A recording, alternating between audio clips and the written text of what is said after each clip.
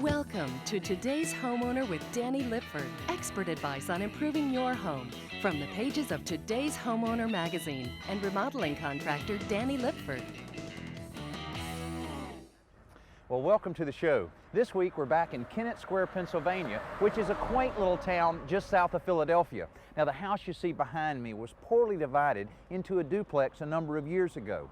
The project we're following involves converting that back to a single-family home. Now, we'll talk with the homeowners as well as the contractor about what's involved in completing this conversion. Stay with us.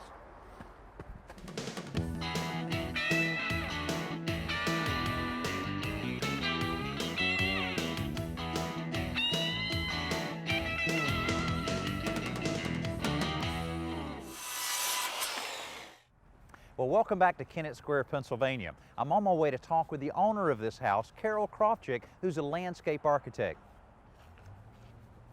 Well, Carol, I see you're surveying the damage here at the top of the maple tree. Yeah, I'm glad it's lasted through the storm we had the other day. Well, I guess you'll have to have a little tree surgery work. We're going to call an arborist in to look at this tree and the hemlocks. We've got to evaluate the woolly adelgid problem, too. Uh-oh, I hear there's a problem up this way. Yeah, sure is. Well, the hemlocks are beautiful the way they are on either side of the property and the entryway there. That's really a great look, and I know you being a landscape architect really tuned in to what you have here and what you have to work with, but I'm curious about how you're going to work with this asphalt parking lot. Oh, gosh. Yeah, we don't really need 8 to 10 parking spaces. We've got 6 here and a bunch on the side, and we want to use it for garden space, not for parking. We don't need that. I guess not. Well, how are you going to approach it? I know being a remodeler, when I'm approaching a remodeling project around my house, it seems to be tougher than working for someone else because of all the different ideas you can have. I guess it's the same way when you're a landscape architect looking at the design on your own house. That's true. We've got my husband, he wants to have fruit and nut trees, and my own ideas about what I think we should have, and then we've got a little boy, he's 2, and so he has to have a place to play. So we've got all these things taken together.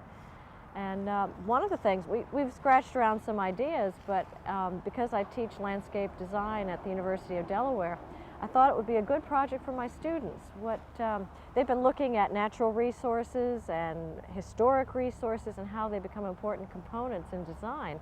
So I said, well, this is a perfect site. We've got a nasty clay hill and we've got an old house. So we also amassed a number of reference materials as part of our own personal research. So we thought this would be a great project for the students to work on. Well, that's a great idea. Gives some good hands-on experience there. I think so. Okay. Now, tell us a little bit about the history of the house. With the stone look of it, just kind of screams history to me. Well, it's not as old as many of the homes in Kennett, but it was built in about 1905 by a farmer who struck it rich, starting his own business in well, it's now known as National Vulcanized Rubber. And it's just down the street, right behind that hill. I see. And he became an overnight millionaire and decided that what he was going to do is build a home for himself and for his 2 sons. I see. So he built this house, and then he followed suit with the next door neighbor's house, which is a duplicate, practically a mirror image of this house. And then the 3rd house, Scarlet House, in about 1910. That's the bed and breakfast down the corner. Sure is. Yeah. Great. Okay. Well, what are some of the other things that you are thinking about in terms of the house? I know there's a lot of features inside that I'm anxious to see. Why don't you take me inside and show me around? I'll be real pleased. Okay, Thank great. you. Danny, this is one of the reasons why we really enjoy this house and this room is because of the curved radius. This is what we call the tower room. Mm-hmm. And bedroom up above is our bedroom. It has the morning light streaming through this old magnolia. It looks like a tree house upstairs. That sounds great. And I know that must have been a challenge for the carpenters 100 years ago to try to create this radius, but what a great job they did on all of the interior trim. Oh, it's wonderful. And that was one of the reasons why we actually purchased the home. We were looking at a number of different homes, in part because we looked at, we're looking at expanding our own older home down the street. And what happened was the real estate agent and the contractor told us it probably was not going to be worth our while. So we started looking at a larger home. And this was one of the homes we looked at that afternoon, and it was a duplex. and we had a lot of work to do in terms of taking out walls and things because we wanted a single-family house. And when we found out, I was in the car with my son who was taking a nap, and my husband came in, looked at the house, came back out and said, "You have to see this house. The moldings are beautiful. The fireplaces are incredible, and they have built-ins. It's an old, it's just a wonderful example of good craftsmanship." Well, it really is nice, and once you put your little finishing touches on it, it'll be a great family home. And I know this particular room, you have very little to do. I know you have a little bit of plastering work here and there from where an old closet was removed, and a little bit of painting, and that should take care of it. And I know you're considering some work down in the basement. And next we'll talk with Art McEwen, who's the contractor on this project, and talk about some of the possibilities of storage down in the basement. Thanks, Carol, for being with us, and stay with us. We'll be right back. Get ready to review your fix-it list as Danny and today's Homeowner Magazine repair and maintenance editor Joe Truini show you this week's simple solution. Brought to you by Dodge. Everybody knows how important it is for proper surface preparation when you're painting. Well, the cleanup afterwards is just as important. That's right. In fact, most do-it-yourselfers buy really cheap paintbrushes simply because it's impossible to clean them afterwards. But here's an easier way. Start with an empty coffee can with a plastic lid. Cut a slit in the lid and insert the paintbrushes. Here I've drilled a hole through the base of the handle for inserting a piece of wire cut from a clothes hanger. Now, by doing this, he's able to suspend this in the liquid instead of letting it sit down at the bottom of the can, which can cause some problems in the shape of the brush. That's right. And once it's been soaking for a while, you use a brush comb to rake out any last bits of paint. And then for the finishing touch, wrap very carefully with some brown paper, and then bend over a piece of brown paper, and then you're able to put a rubber band on it, and it'll be ready for that next paint job. Now, even though this is a fairly good-sized house, the homeowners still plan on using the lower level, the basement area, for storage. But before they can do that, there's several problems that have to be addressed. Art McEwen's going to take us through a few of the problems. What about the foundation wall? Danny, the foundation wall is flaking and spalling, as you can see, pretty badly.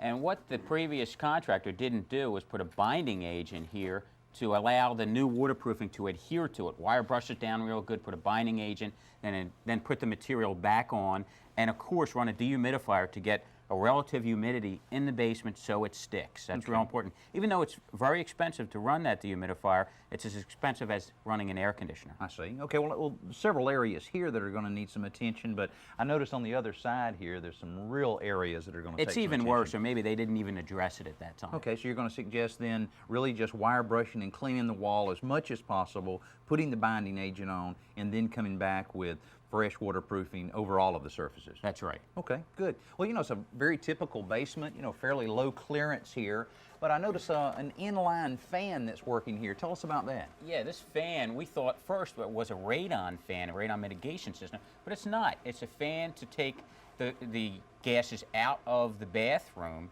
that we're going to lose. We're going to lose that bathroom, turning the house from a duplex back into a single-family house. So we'll get rid of this. Okay, great. All right. Well, this is certainly an essential piece of equipment on any kind of basement, the sump pump, but it looks like it needs a little attention here. It sure does. It's pretty old, but it's still working. One of the things we're suggesting here is a battery backup, and there's also a water turbine driven system that's run by municipal water, which is a great backup because it doesn't cost anything. You don't have to worry about the battery failing.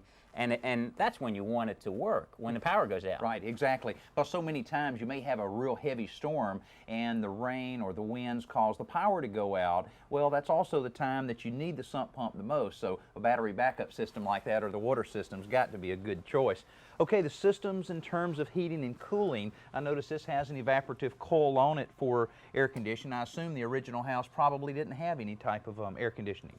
Well, when Paul and Carol bought the house, they found these two heating plants. The old system that runs the radiators and has a circulator pump, and it's a great system, nice summer, winter hookup.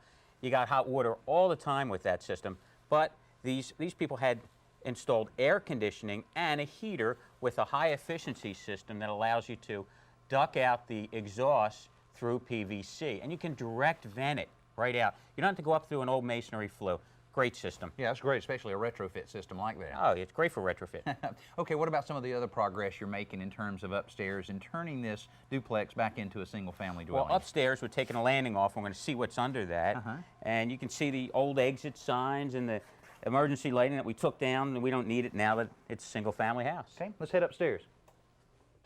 Danny, we've exposed this old passageway to the powder room, and the homeowner's going to hang a door here for a little bit of privacy. And it's nice because it allows you to walk from the foyer directly to stairs and the kitchen. Yeah, it'd be a lot more convenient going from the kitchen out into, I guess, what you'd call the new foyer. It certainly looks new now that this wall's been removed that originally divided the duplex up. But I guess this is where the mystery really lies in what's involved and what's under all of this. Yeah, we've been waiting for the day where we can pull this apart and sort of see what's underneath here.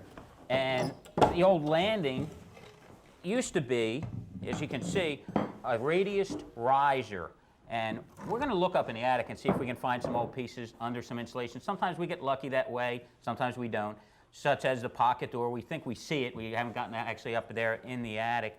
And this landing here used to probably be chestnut flooring, just like the tread and the flooring in the existing house. Well, that's a shame you didn't find it here. That would have been real valuable to have that. And again, maybe you can find enough in the attic or in the basement area to cover this with the original material. A lot less expensive than having it made. Oh, it sure is. That would be a find for the homeowners. Okay. Well, I know you're about to lay your carpenters out up on the third floor on the windows that are being installed, so I'll let you go up to that. And stay with us after this Best New Product segment. We'll show you how we're having to install some custom windows up on the third floor to allow proper egress in case of a fire. So stay with us here on today's Homeowner.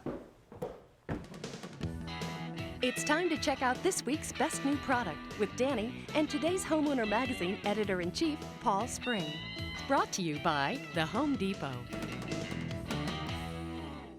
Paul, there's so many different kinds of patio furniture. Why was this selected as one of the best new products? Well, Danny, this is the Napa Valley collection, and we not only like that steel and wrought iron look, but more than that, it does something special. It collapses. Now, it's not what you're thinking. What this does actually is collapse into a real narrow profile, because in the wintertime in a lot of places you take that furniture off the deck and you got to store it someplace. It's awfully bulky. This allows you to get it in that backyard shed or in the garage and still get your car in there. Now, a lot of times when you talk about anything collapsible, it's not very sturdy, but this really is real sturdy. It is. Let me show you how it collapses. It's pretty easy. There's a latch right over on the side here, and that locks everything in. You pull that, and it's just a matter of bringing it forward, and you end up with a very narrow profile. Yeah, it wouldn't take Really up much easy to room at store. all in the garage. You could even get that up in the attic if you could. Sure. Okay, what about this piece? Well, that's a side table, or a coffee table, I should say, and it's a little more complicated, but not much. If you'll turn it over, I'll show you how. Just a matter of 4 bolts. There's a wrench that comes with it. Just apply those to those 4 bolts.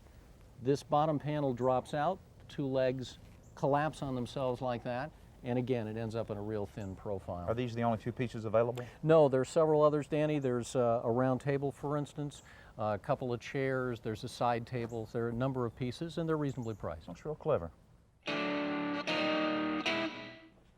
Now, if you remember down in the basement, we showed you how Art had stored some of the emergency lighting and exit signs. Well, originally they were placed right on this wall because that was required since it was a duplex. Now, the electrician came in, removed them, cut an access hole here in order to tie those wires together. Once the drywall finisher completes his work, really have the finishing touches on it.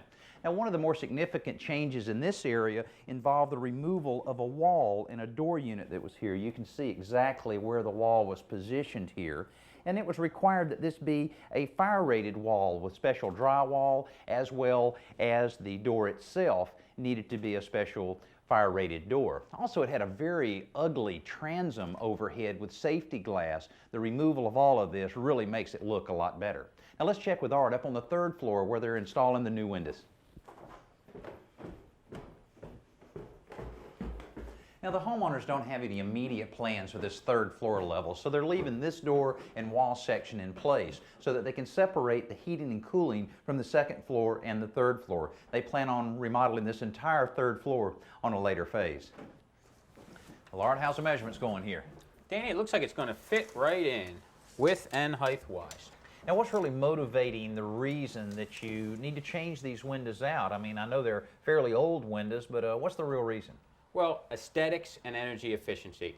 These windows are 100 years old. The storm windows are leaking air in and out. So the new windows will really be efficient. And then, of course, egress. Okay, now the egress issue, of course, this window is essentially the same size opening as the double hung, but tell our viewers the reason that you're going with the casement instead of staying with one like this. Well, you can see a double hung window is limited in the space that you have to get out in the event of an emergency, height-wise and square inch-wise, where with the casement, the advantage is cranking it out, and you have a full width which meets codes and the proper square inch area so you can get out in the case of an emergency. Okay, that'll be perfect. Of course, that'd be terrible if anyone had to get out on a third story like this, but one of the things I noticed, there's no trim on these units, and I see where George has been able to take the old sash and stops out and actually save both the interior and exterior trim, so that makes it a lot easier while he's installing it.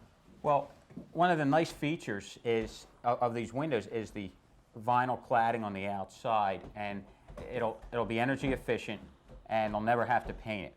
And as far as shimming the window around the perimeter, we address that issue after the window is set in square and level, and then we might have to rip the trim to the proper dimensions. Well, I notice you have a challenge here in that it seems like there's quite a bit of settling away from this fireplace chase, where this seems to be staying put, but you've got a lot of sloping away from there. How will you deal with that on the interior? It's almost crowned where the fireplace stayed where it was, and it appears as though the house settled down around it. Maybe the wood shrunk a little bit, maybe this foundation settled. This is a granite house. I see. So what we'll do is on the interior, we'll save as much of the old trim as possible, and then rip some trim to fill in the voids wherever there is a difference where the opening is out of square. Okay, so actually when he's installing the window itself, then you'll make it good and level, good and plumb, and I know he'll be screwing everything in to make it good and secure, and then just build off of that. That's right. Okay, good. Well, that should make a big, big difference in the energy efficiency of this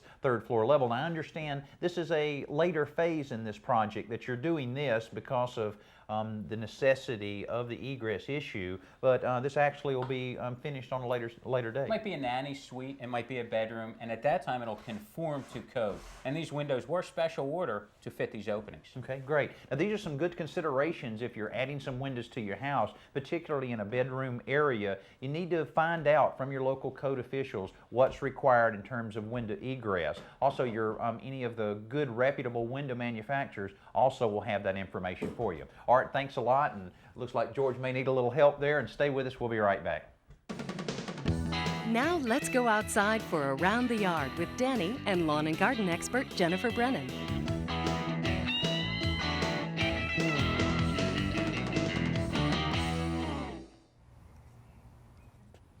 Nothing tastes better than fresh vegetables right out of your own garden.